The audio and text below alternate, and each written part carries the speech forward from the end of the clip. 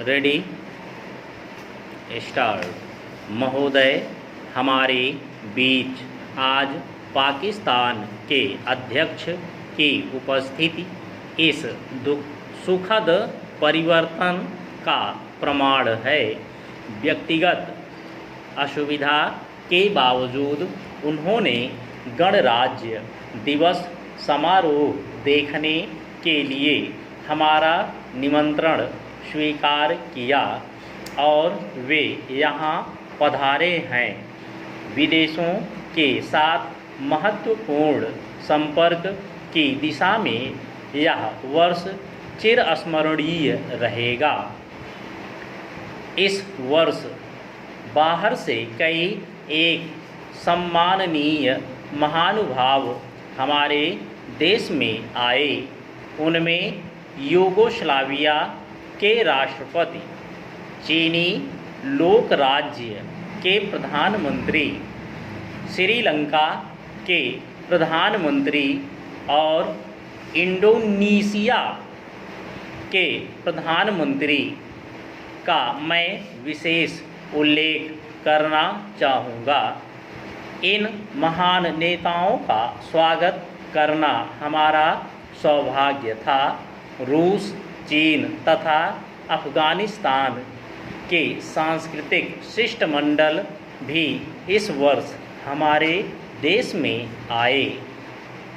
इन शिष्टमंडलों को भारत में बहुत लोकप्रियता मिली। ऐसे आगमनों और राष्ट्रों में सांस्कृतिक शिष्टमंडलों के आदान प्रदान की उपादेयता निश्चय ही बहुत अधिक है।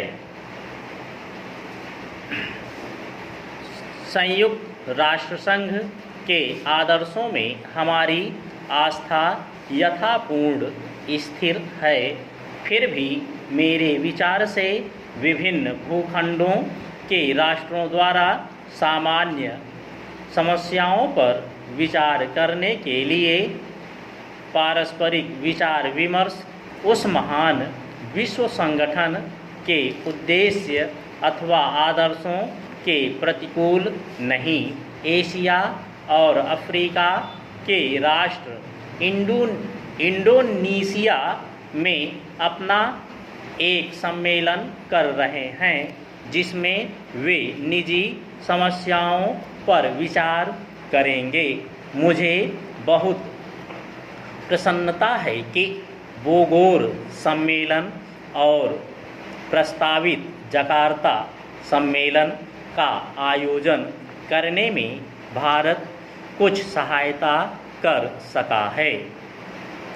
यह सब कार्य निश्चय ही बहुत बड़े हैं। इनसे हमें आगे बढ़ने के लिए दृढ़ संकल्प और आत्मविश्वासी बने रहने की प्रेरणा मिलती है। यह उस नए युग का आरंभ मात्र है जिस भू पर उतरने की हम प्रतिज्ञा कर चुके हैं। जो महान कार्य हमने अपने ऊपर लिए हैं, उन्हें संपन्न करने के लिए भारत को अपने प्रत्येक नागरिक की सद्भावना, सहयोग तथा सहायता की अपेक्षा है।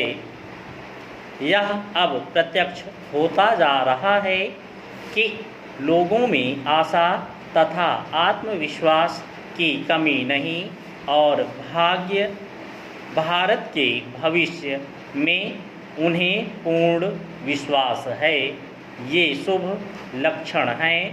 अपने पिछड़े हुए और दलित भाइयों से दो शब्द कहकर मैं इस संदेश को समाप्त करता हूँ।